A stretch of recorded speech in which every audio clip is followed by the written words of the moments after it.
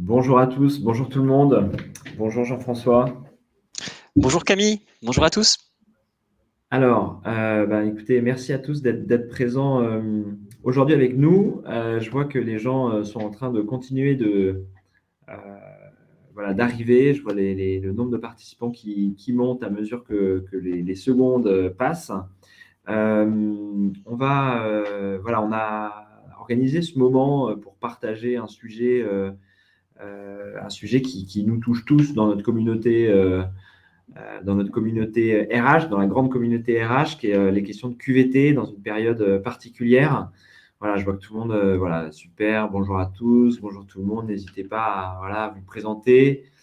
Je vois que, bon, bah, super, le chat fonctionne bien. On est sur un modèle, d'ailleurs, je vais en parler un petit peu. Le chat, il est vraiment là pour qu'on puisse échanger, partager. Moi, je vais garder un œil sur ce chat parce que euh, voilà, on est là entre nous. Le but, c'est de parler de manière totalement libérée, ouverte sur les sujets de qualité de vie au travail. Et c'est vraiment intéressant d'avoir voilà, les retours spontanés des participants pour pouvoir venir alimenter le débat, alimenter les discussions.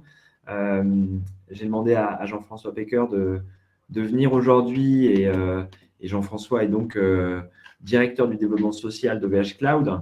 Bon, VH Cloud, c'est une organisation qu'on connaît bien, c'est un des fleurons de l'industrie française en matière de tech, qui a connu beaucoup de choses ces dernières années. Il en parlera, je vais pas dévoiler tout ça. Et qui, face à toutes ces difficultés, je dirais, je peux parler de difficultés, je pense, parce que il faut nommer les choses comme elles sont, dû à faire face justement à un ensemble d'enjeux et liés notamment à la qualité de vie au travail de ses collaborateurs. Euh, et donc, je vais proposer de participer justement pour partager son expérience, partager son expérience en tant que voilà, la personne qui est en charge de développer ces enjeux au sein d'une multinationale et aussi en tant que de partager ça en tant qu'humain parce que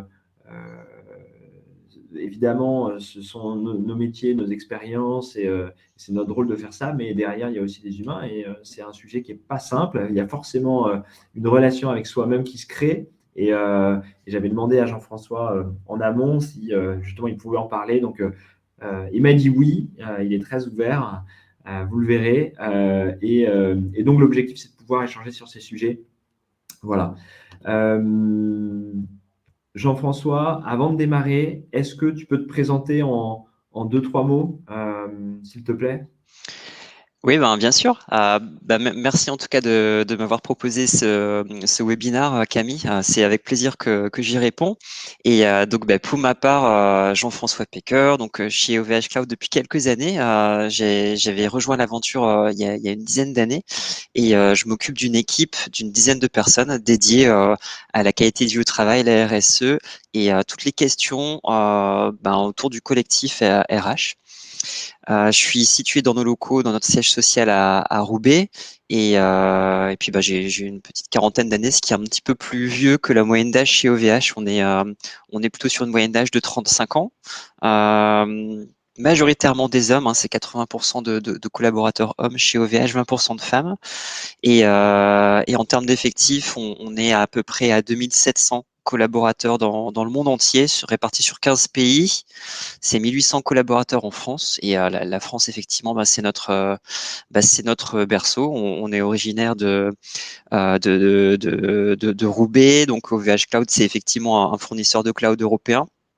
On a été créé en 1999 par notre fondateur Octave Klaba. Et donc aujourd'hui, nous sommes un leader européen avec notre marché historique qui est l'Europe et des concurrents qu'on essaie de suivre parce que c'est des beaux concurrents, c'est des belles entreprises du type Microsoft, AWS, Google.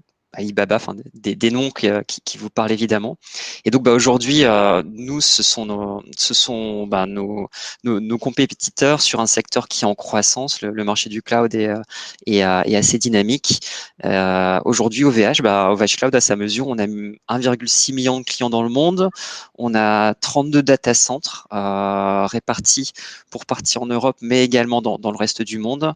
Et notre différenciateur par rapport à ces entreprises, c'est que nous, on prône plutôt un cloud ouvert et on veut faire en sorte que nos clients aient entre leurs mains leurs propres données, qu'ils la maîtrisent complètement et qu'on puisse défendre une vision plutôt souveraine du cloud.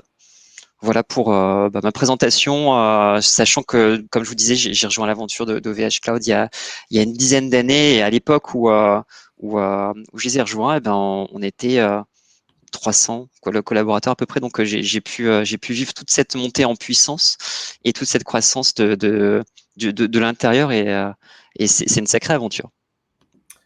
Écoute, merci de ta présentation, Jean-François. Et c'est toujours le sujet du cloud, c'est un métier qui fait fantasmer un petit peu parce que c'est très, parfois même conceptuel, mais on y est tous confrontés. Et je pense que ton expérience aussi de voir l'évolution d'une organisation comme OVH Cloud qui est passée donc, de 300 collaborateurs à, alors je n'ai plus le chiffre exact aujourd'hui, mais vous êtes 2700. et ça augmente chaque jour. C'est une superbe expérience et ce sera hyper intéressant d'avoir toute ton analyse. Je vois déjà des questions qui arrivent, comment l'hypercroissance peut avoir un effet sur la QVT des collaborateurs. On va forcément en parler. Avant de rentrer dans les questions, moi j'ai prévu un certain nombre de questions pour Jean-François. N'hésitez pas, voilà, comme l'a fait Georges, de mettre vos questions, comme ça je vais les utiliser pour justement. Le but c'est vraiment qu'on tire un maximum d'enseignements de Jean-François, qu'on profite de sa présence aujourd'hui. Avant de démarrer, je voudrais faire quelques éléments de rappel, somme toute, sur finalement ce qu'on a vécu ces deux dernières années avec la Covid. La QVT prend une place très, très importante. On le voit au travers des différents textes de loi. Hein. On a eu un accord national interprofessionnel en décembre 2020 sur la QVCT, qui est venu élargir justement le sujet de la QVT pour qu'il soit mieux pris en compte. On a eu la loi travail de août 2021 qui a renforcé les dispositions en matière de santé au travail, notamment sur la santé mentale, sur les rapports humains. On a eu en septembre 2021 Emmanuel Macron qui a pris la parole pour présenter le plan d'urgence du gouvernement sur la santé mentale. Donc, les enjeux finalement de qualité de vie au travail, de santé mentale des Français sont devenus prioritaires en France. Et ça ne se voit pas seulement au niveau de la France, parce qu'on le voit aussi au niveau des organisations avec toutes les actions qui ont été mises en œuvre. Il faut savoir que la situation mentale des Français a particulièrement évolué ces 2 dernières années. Il y a Santé publique France qui publie un baromètre tous les mois qui donne des indications sur les problèmes de sommeil des Français, le niveau de l'anxiété, de la dépression, des pensées suicidaires. Et pour la faire brève, entre le niveau d'avant-crise et le niveau actuel, on est passé de 1 Français sur 12 qui présentait à chaque instant un état dépressif à 1 Français sur 5, donc 1 sur 12 à 1 sur 5. Et on était sur l'état anxieux, on était sur 1 Français sur 10 et on est passé à 1 Français sur 4. Là, les chiffres de février, voilà, on est à peu près, on est un peu rebaissé. Ça s'est un petit peu amélioré en février. Attention, hein, les chiffres ne prennent pas en compte ce qui s'est passé en Ukraine. On va avoir les chiffres du mois de mars qui vont tomber début du mois d'avril. Et je pense qu'on aura voilà, cette situation a augmenté. Voilà, donc on est dans une situation particulière. On a tous été confrontés à ça. C'est pour ça que le thème, on en parle aujourd'hui. Et moi, mon intérêt en tant que préventeur de la santé mentale et en tant que représentant d'une organisation qui aide les organisations à améliorer la qualité de vie au travail, il était très intéressant et important pour moi d'avoir l'occasion de partager le témoignage de quelqu'un. D'ailleurs, on est client d'OVH. On travaille ensemble, Jean-François, mais nous sommes aussi ton client parce que tous ces sujets de souveraineté numérique, ça nous parle. Mais d'avoir ton témoignage, qu'on puisse tous en bénéficier, parce que je pense que dans toutes les organisations, on a besoin de partager sur les bonnes pratiques. Voilà. Alors, sans transition, OVH Cloud, on a eu la Covid, l'incendie des serveurs à Strasbourg, pour ceux qui s'en souviennent, une introduction en bourse, une forte croissance. Donc, l'entreprise a connu une année 2021 particulièrement inédite Est-ce que tu peux nous rappeler un petit peu le contexte et ce qu'a vécu OVH Cloud ces derniers mois, ces dernières années, s'il te plaît?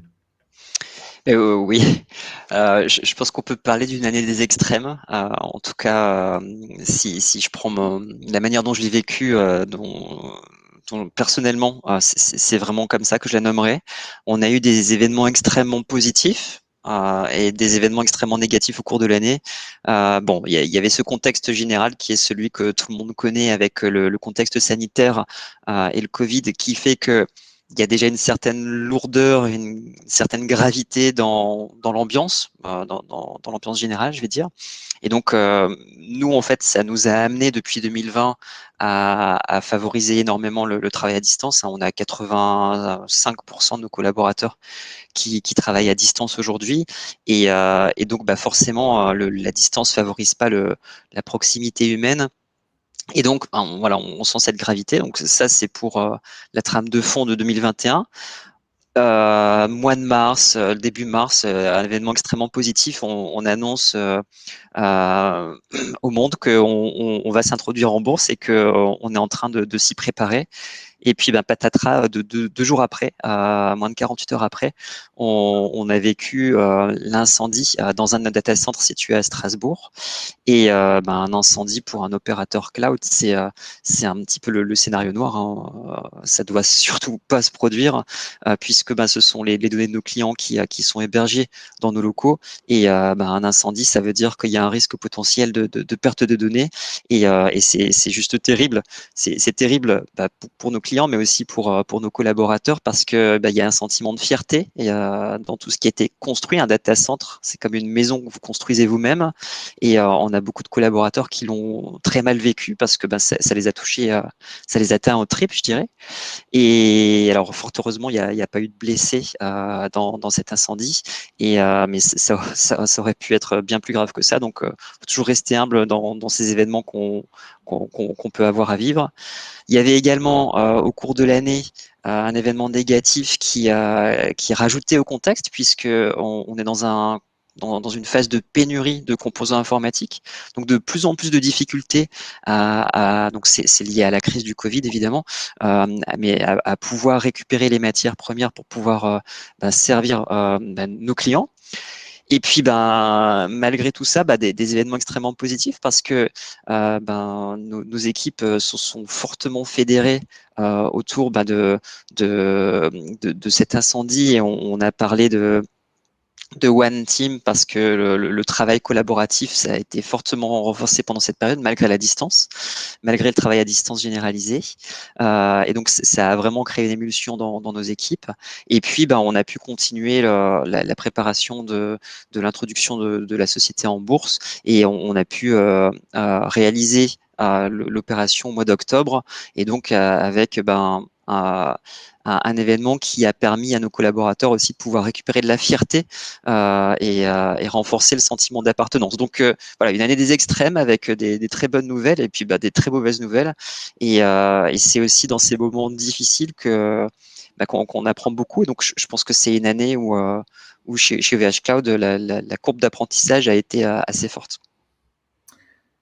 Et merci. Et combien de salariés recrutés? C'est quoi la croissance? On parlait, Georges parlait de l'hypercroissance.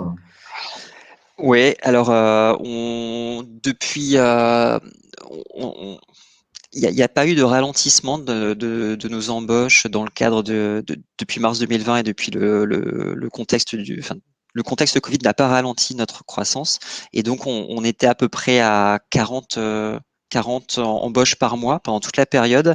Et depuis quelques mois, on accélère encore et on est plutôt aux alentours de 60 embauches par mois. Alors, pas qu'en France, dans le monde entier. Mais bon, 60 embauches par mois, ça veut dire qu'effectivement, c'est 60 nouveaux collaborateurs à intégrer. Si vous multipliez ça par le nombre de mois depuis mars 2020, on se rend compte que c'est quand même assez colossal le nombre de collaborateurs qui nous ont rejoints dans un contexte aussi atypique. Ok, c'est impressionnant. Donc en fait, on a la Covid, les incendies, l'introduction en bourse. En fait, en plus, le fait que l'introduction en bourse et les incendies arrivent en même temps, plus la forte croissance à gérer. Alors, en tant que développement en tant que directeur du développement social d'OVH Cloud. C'est quoi les enjeux auxquels tu as été confronté durant cette période particulière? Le premier, je l'avais déjà partagé par le passé dans un autre webinar et je vais le répéter, c'est que notre premier enjeu au mois de mars, comme 2020, donc c'était il y a 2 ans maintenant, c'était de protéger nos collaborateurs, donc de les protéger physiquement, donc et c'est pour ça que on a accéléré fortement sur la mise en place du travail à distance, du télétravail. On, on faisait des expérimentations à l'époque. On savait qu'effectivement, on allait faire plus de télétravail. C'était le sens de l'histoire. Mais on n'était pas encore sur un mode de télétravail généralisé. On était plutôt sur un nombre de collaborateurs assez restreint à faire du télétravail. Et puis, du jour au lendemain, on est passé de quelques pourcents, je dirais de moins de 10% de collaborateurs en situation de télétravail à 85%. Donc, ça a été la première réponse pour faire en sorte effectivement de protéger nos collaborateurs. Alors, il y a la protection contre le risque d'infection, bien sûr, et c'était l'isolement qui était la meilleure manière de faire à l'époque. Mais il y a également effectivement toute l'anxiété, toute l'angoisse que ça a pu occasionner dans nos équipes. Et donc, on a mis en place on avait déjà préparé le terrain, mais on a mis en place, on a accéléré le déploiement de services supplémentaires qu'on avait dans nos projets, qui était notamment le fait de mettre en place des services de télémédecine, de téléconsultation médicale. Donc, dans la semaine suivante, en fait, on a pu déployer le service. Et puis, on avait également pour projet de mettre en place un service renforcé de soutien et d'assistance de nos collaborateurs et de leurs familles. Et Cali Social nous a aidé à mettre en place ce service pour répondre aux problématiques psychologiques, aux problématiques sociales, aux problématiques juridiques que nos collaborateurs pouvaient avoir. Et donc, on a pu mettre ça en place très rapidement. Mmh. Je me permets de t'interrompre, Jean-François. Il y a effectivement des questions qui sont là concernant l'incendie. Qu'avez-vous déployé comme action concrète pour traiter le mal-être des salariés évoqués? Tu viens d'y répondre en partie. J'invite aussi tous les participants à répondre au sondage. Il y a un sondage qui a été ouvert. Selon vous, 2020-2021 ont été des années qui ont dégradé, amélioré la QVT, qui n'ont pas eu d'impact. Je vous invite à répondre de manière à avoir la perception de tous, parce que tu le précisais, Jean-François, ça a été des hauts et des bas, des extrêmes. Et au final, ça m'intéresse d'avoir la perception de l'ensemble des participants sur le sujet. Voilà. Et je te laisse reprendre parce que c'était hyper intéressant ce que tu nous évoquais et sur justement tout ce que tu as vécu et mis en œuvre face à ces situations. Ouais, ce que je te propose, c'est que je vais finir sur les actions qu'on a mis en place dans le cadre du Covid, et puis ensuite je vais enchaîner sur la question sur l'incendie de Strasbourg.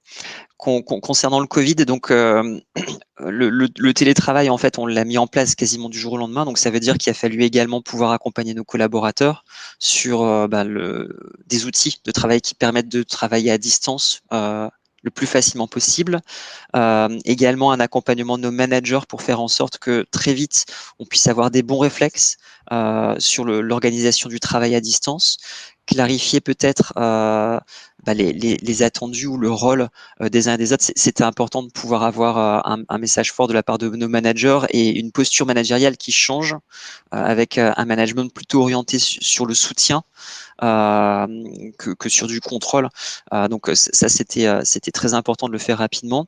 Et puis on a voulu également sécuriser nos collaborateurs sur le fait que il y avait pas d'enjeu de perte d'emploi, de chômage partiel dans notre entreprise. On était dans un contexte de croissance, donc qui a continué. On n'a pas souffert de la phase de Covid, et ça, il a fallu qu'on rassure également nos collaborateurs, même si ça peut paraître peut-être évident aujourd'hui.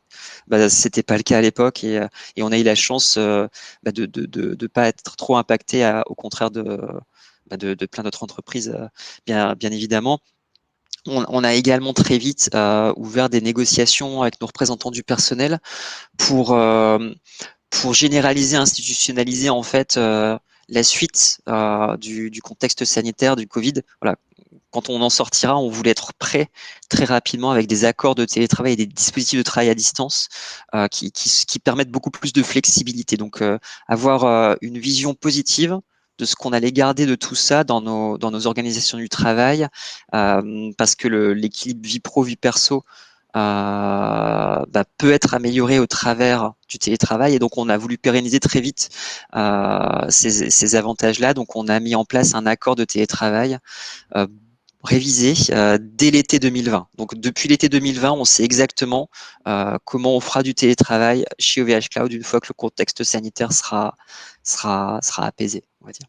Et donc, pour le coup, effectivement, nous, notre sortie de crise Covid, on l'espère au 4 avril. Et donc, depuis bientôt 2 ans, nos collaborateurs ont eu complètement le choix de continuer à travailler à distance ou de venir au bureau. On a laissé nos bureaux ouverts, mais les collaborateurs ont la main pour faire du télétravail, rester travailler chez eux ou venir dans nos bureaux.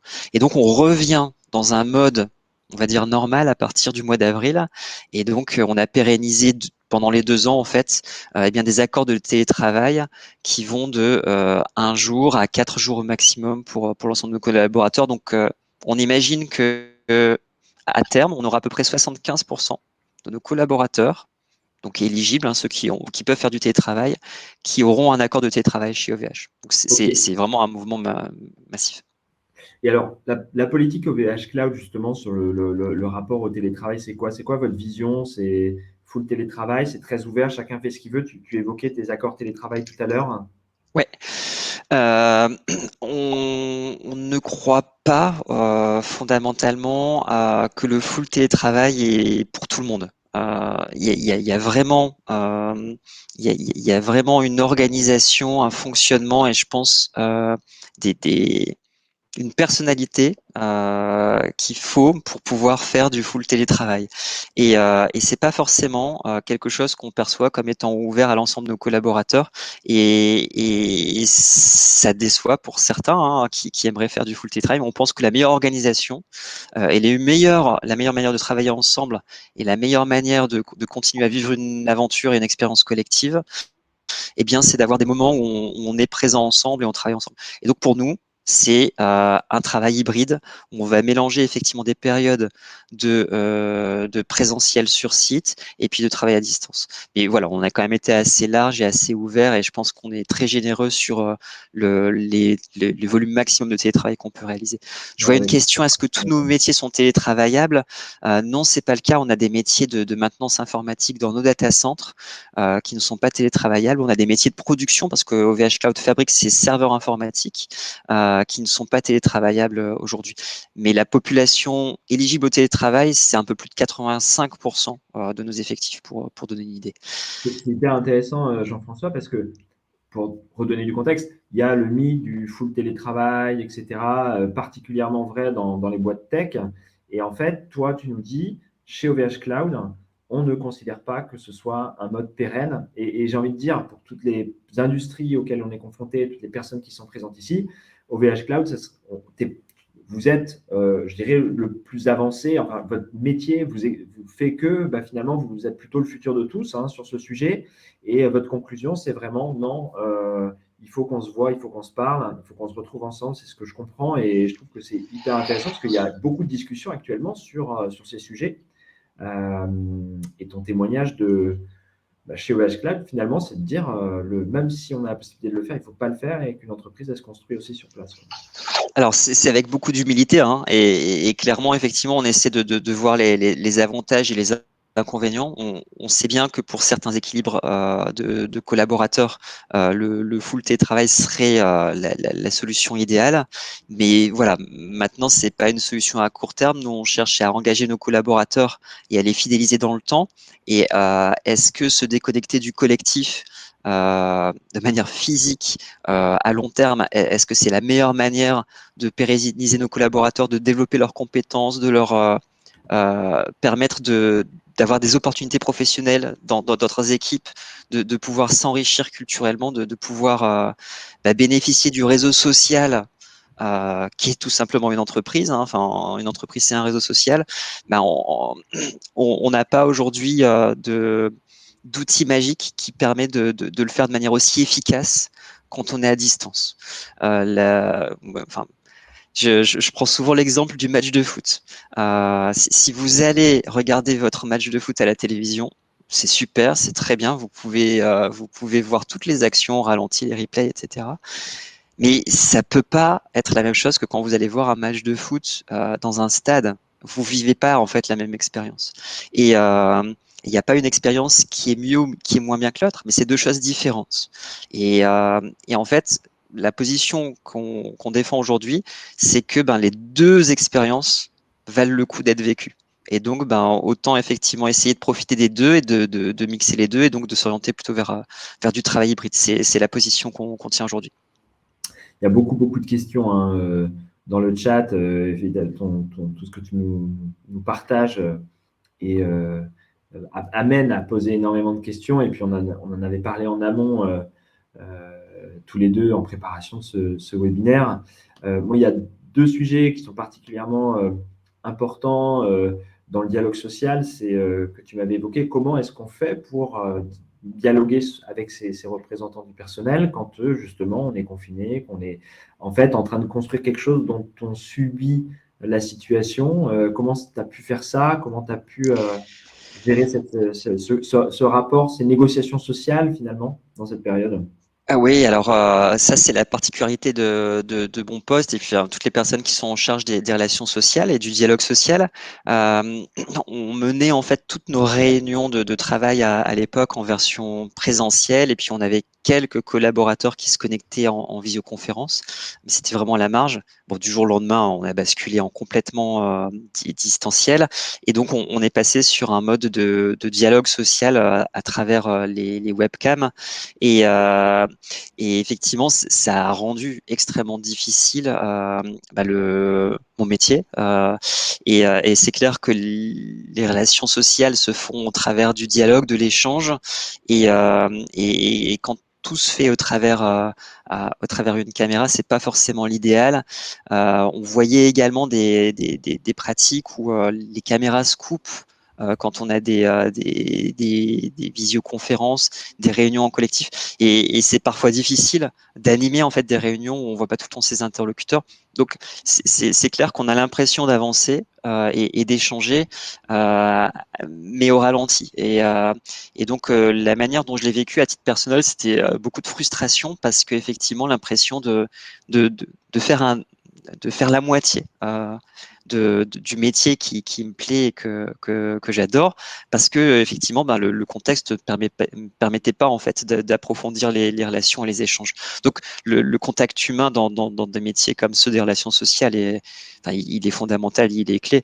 Alors, ça n'empêche pas qu'on a quand même continué à travailler et à avancer nos sujets, notamment enfin, sur les accords de télétravail, etc. Mais c'est vrai qu'il manque quelque chose dans les outils en fait de visioconférence, dans les relations de travail à distance. Euh, on peut faire, je pense, 90%, 95% de choses au travers la distance. Mais voilà, il manque cette dimension humaine. Et la dimension humaine, elle, eh ben, elle est l'essence enfin, d'une bonne partie de nos métiers en RH. Et donc, pour ce qui est de maths pratique, en tout cas, et de la manière dont je fonctionne aujourd'hui, on a réouvert en fait nos réunions de représentants du personnel en présentiel et en distanciel. Donc, il y en avait encore une hier après-midi et on a quelques représentants du personnel qui reviennent progressivement au bureau et qui nous rejoignent pendant ces réunions. Et, et puis, ben, on essaie effectivement de remettre du lien, du contact pour pouvoir faire en sorte que ça fonctionne. Et pour ma part, le télétravail, je considère que c'est quelque chose qui me facilite ma vie personnelle à raison de une fois par semaine. Mais par contre, il y a 4 jours par semaine où moi, je reviens au bureau parce que j'ai besoin de l'énergie, j'ai besoin du collectif et j'ai besoin de dynamisme pour pouvoir continuer à m'exprimer et à prendre plaisir dans mon travail. Alors justement, il y a aussi beaucoup de questions sur les mesures concrètes. Alors il y a eu des questions posées sur le manager soutien, comment on gère ça. Il y a eu des questions posées sur quelles mesures, alors attends, où elles sont, voilà, les mesures, voilà, manager en mode soutien, comment on gère ça, comment on organise le retour au bureau, voilà, des thématiques très concrètes. Ok. Tu peux nous parler de bah, concrètement comment vous avez mis ça en place, qu'est-ce que vous avez mis en place, et il y a un enjeu important que tu as évoqué tout à l'heure, c'est et demain, comment ça va se passer? quelles sont les mesures, quelles sont les actions, quelles sont la vision finalement d'OVH Cloud sur tout ça et comment ça se met en œuvre? Ouais, si je rentre dans les mesures concrètes, en fait, il y a d'abord la place de nos bureaux. Qu'est-ce qu'on fait de nos bureaux, puisque moins de collaborateurs s'y croisent? Est-ce qu'on a besoin encore de nos bureaux? À quoi ils doivent nous servir? Donc, on a répondu à la question en considérant que nos bureaux doivent être des espaces d'échange, d'interaction et donc qui doivent permettre de pouvoir créer ces liens sociaux. Donc, on a un programme qui s'appelle le programme One Valley qui vise en fait à retravailler en fait l'architecture de nos bureaux pour faire en sorte d'avoir beaucoup plus d'espace collaboratif. Ça, c'est une première réponse. Vous Deuxi- redéfinissez le rôle des bureaux. voilà, la place physique où les personnes se croisent. Faire en sorte que ce soit des lieux où les personnes se croisent et qu'on ait beaucoup plus d'espace d'interaction et d'échange. Tout à l'heure, tu La, disais le bureau, c'est le premier réseau social. Alors, c'est toujours, ça me fait sourire parce que venant d'une boîte tech, de dire les réseaux sociaux, c'est le physique au bureau. Finalement, ce que tu dis, c'est voilà, ça va devenir notre bureau. Je pousse un peu le propos, mais notre bureau va devenir l'espace le réseau social de l'entreprise. C'est un peu ça ce que je comprends et j'interprète aussi dans ce que tu dis. Et ça doit permettre en fait de pouvoir vraiment rattraper ce qu'on n'a pas quand on est à distance. C'est le lien humain. Donc ça, en fait, nos bureaux doivent permettre de combler ce manque quand on est à distance. Le deuxième point aussi sur lequel on a travaillé, c'est de faire en sorte que nos services qui étaient proposés à nos collaborateurs dans nos bureaux, ben, on puisse avoir des services équivalents quand on est à distance. Donc, on a revu nos partenariats concernant des services type conciergerie pour faire en sorte qu'on puisse avoir des fonctionnements, des planifications qui permettent de répondre à des collaborateurs qui sont à distance aussi. Les services de crèche, on les a beaucoup plus ouverts sur des crèches extérieures proches des locaux des collaborateurs que ce qu'on pouvait avoir par le passé. Et puis, on a également renforcé un projet autour de la parentalité où on va chercher à faire en sorte de pouvoir répondre à des problématiques nouvelles qu'on adressait peut-être pas suffisamment jusqu'à présent et qui se sont révélées à nous en fait dans un contexte où pendant 2 ans on a dû garder les enfants quand on était en télétravail à domicile, avec le conjoint qui pouvait être là également sur le lieu de télétravail. Ça nous a ouvert sur le fait qu'on pouvait certainement aller plus loin et accompagner plus loin nos collaborateurs sur la parentalité. Bon, j'ai quelques autres exemples, mais je vais rebondir sur la question également concernant le management. Euh, C'était important pour nous dans le contexte qu'on a vécu de faire en sorte que on puisse avoir des bons réflexes et des bons relais managériaux et donc que alors qu'on se retrouve moins en présentiel, ben, on puisse avoir des managers sensibles sur des signaux faibles ou des risques des risques psychosociaux qui pouvaient se développer chez certains de nos collaborateurs et faire en sorte qu'on puisse identifier en fait et remonter ces signaux faibles. Est-ce qu'on a un sentiment d'isolement chez certains collaborateurs? Est-ce que on a des moyens de pouvoir communiquer avec chacun des collaborateurs en individuel, en collectif. On a cherché à sensibiliser et à monter en fait le niveau de d'accompagnement de nos managers pour les faire vraiment se positionner sur une posture plutôt de manager accompagnant. Euh, et, euh, et donc la flexibilité proposée par le télétravail, par le travail à distance, ça sert à rien de lutter contre. Il faut en profiter en fait et mettre en avant effectivement le collaborateur pour travailler dans des meilleures conditions de chez lui et donc de pouvoir renforcer ce lien de confiance entre les collaborateurs et les managers. C'était quelque chose qui était déjà assez développé chez nous. On a cherché à le renforcer au travers ces sensibilisations et ces formations. On a également essayé de faire en sorte que nos managers puissent vraiment développer la culture du feedback et du retour et de se dire les choses parce qu'effectivement, un non-dit quand on est en face de la personne, c'est déjà pas évident à interpréter. Alors un non-dit à distance, c'est encore plus difficile à identifier. Et, effectivement, la caméra ne permet pas forcément d'avoir la communication non verbale. Donc c'est important effectivement d'être beaucoup plus clair dans ce qu'on dit, ce qu'on veut faire passer comme message quand on est à distance. Et caméra obligatoire, caméra culturellement obligatoire, formellement obligatoire, tolérée. Comment vous vivez la gestion de la caméra, justement? Oui, alors j'en parlais tout à l'heure en plus, hein, c'est vrai que c'est pas forcément évident. Chez OVH Cloud, il n'y a pas une consigne obligatoire de mettre en place la caméra. C'est pas non plus interdit. On fait plutôt confiance et on fait appel à la responsabilité individuelle de chacun pour choisir en fait le meilleur fonctionnement. Ce qu'on veut, c'est que l'ensemble des collaborateurs soient assez matures et clairs sur le fait que la caméra est un outil. C'est un outil qui permet effectivement de garder un contact visuel et c'est important, ça aide justement à maintenir un certain niveau de lien social et de contact humain. Bon, maintenant, c'est un outil froid et effectivement, tout ne passe pas forcément par la caméra, donc il faut être aussi réaliste sur ce qu'elle apporte. Mais clairement, effectivement, on fait confiance à l'ensemble de nos collaborateurs pour l'utiliser au mieux. C'est aussi une question de respect.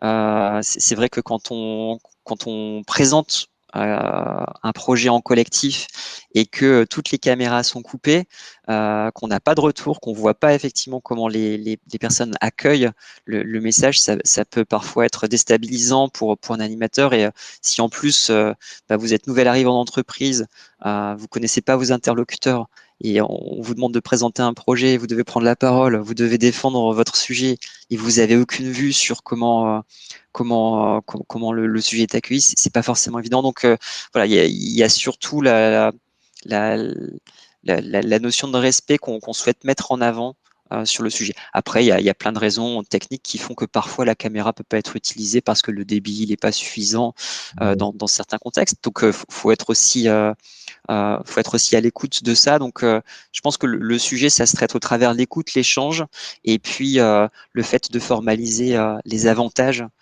et les inconvénients de la caméra en équipe. Donc, c'est aussi quelque chose qu'on a cherché à proposer à nos managers, c'est d'échanger et de discuter sur leur collectif et leur organisation, factualiser l'organisation de leurs équipes avec leurs collègues, notamment dans un contexte où on favorisait le télétravail. Donc, on a proposé à tous nos collaborateurs, dans le cadre de l'acceptation ou le refus de nos demandes de télétravail, de parler avec chacune de leurs équipes sur comment on travaille ensemble, quelle est l'organisation qui fait qu'on va continuer à bien travailler, bien se retrouver et continuer à prendre du plaisir ensemble, Et à travailler ensemble, par comment ça exemple en se matérialise? Bah, peut-être que tu étais en train de répondre à cette question. Comment ça se matérialise concrètement? Est-ce que tu imposes un temps? Est-ce que tu dis c'est au desiderata du manager? Est-ce qu'ils le font? Comment ça se passe Oui, cet ce aspect-là? qu'on recommande en fait, c'est quelques sujets à imposer dans l'échange en collectif, en équipe, et notamment peut-être de décider s'il y a un jour particulier dans la semaine où toute l'équipe se retrouve pour s'assurer effectivement que même si certains sont en télétravail qu'un seul jour, d'autres 4 jours, que les équipes puissent continuer à se rencontrer. Ça, c'est important qu'on puisse garder en fait ce collectif. Et puis c'est aussi une manière de pouvoir identifier les signaux faibles dont je parlais tout à l'heure. C'est que un manager ne peut pas tout voir. Enfin, c'est impossible. C'est un humain aussi. Et puis lui aussi, il peut avoir des moments où il est un petit peu moins bien. Donc il faut aussi faire confiance au collectif. Et puis peut-être qu'entre collègues, on peut parfois identifier les signaux faibles quand quelqu'un va un petit peu moins bien, et ben que le collectif puisse aider et suppléer. Et alors, tout à l'heure, il y avait des questions, notamment Mira Braganti, qui posait la question du retour au travail. Et on avait évoqué avant la QVCT de demain chez OVH Cloud. Comment vous voyez ça, même si au travers de ton témoignage, tu as beaucoup abordé pas mal de sujets. Euh, voilà, comment vous allez, c'est quoi l'action, c'est quoi vos attentes, votre vision sur le retour au travail, la QVCT de demain? Euh, pour moi, en fait, je pense que l'avenir, ça tient dans le fait continuer à avoir un niveau de flexibilité, d'autonomie de la part de chacun pour favoriser un bon équilibre vie pro vie perso. Ça, je pense que c'est quelque chose qui restera. Maintenant, l'enjeu principal pour nous, c'est vraiment de renforcer, de maintenir la force de notre collectif, et pour ça, en fait, de pouvoir continuer à passer par l'humain. Donc, ça, je pense que c'est une des clés qui est importante.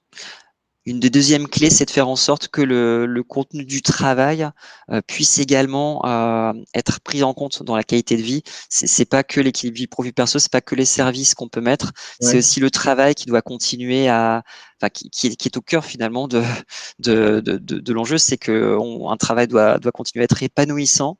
On est avec des collaborateurs qui cherchent très souvent chez OVH Cloud à développer de nouvelles compétences. Donc, travailler en enfin apprendre en travaillant, ça c'est quelque chose qu'on doit réussir à pouvoir continuer à mettre en place dans un contexte de télétravail plus généralisé. Je dirais que c'est cela les points qui me paraissent plus importants dans un contexte où en plus on va continuer à accélérer notre croissance en termes d'effectifs et donc réussir à intégrer les collaborateurs, à leur transmettre notre culture et leurs valeurs avec plus de travail à distance, c'est l'enjeu qu'on aura pour demain. Il y avait une question, je me souviens concernant Strasbourg, qu'est-ce qu'on avait mis en place suite à l'incendie de Strasbourg pour faciliter en fait, pour maintenir la qualité de vie de nos collaborateurs au travail. Je pense que la réponse ça a été énormément autour de la communication interne et autour du collectif. On a favorisé en fait les relais dans nos équipes.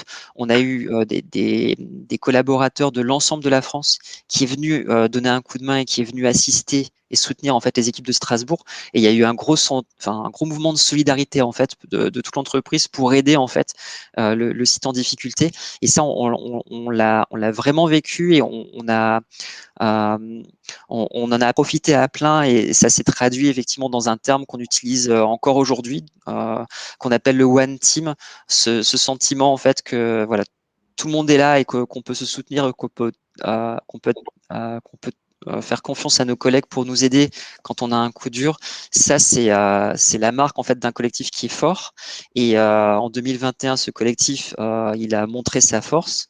Ben, l'enjeu, c'est qu'on puisse continuer à le faire et qu'on puisse le garder alors que on sera de plus en plus nombreux au fur et à mesure.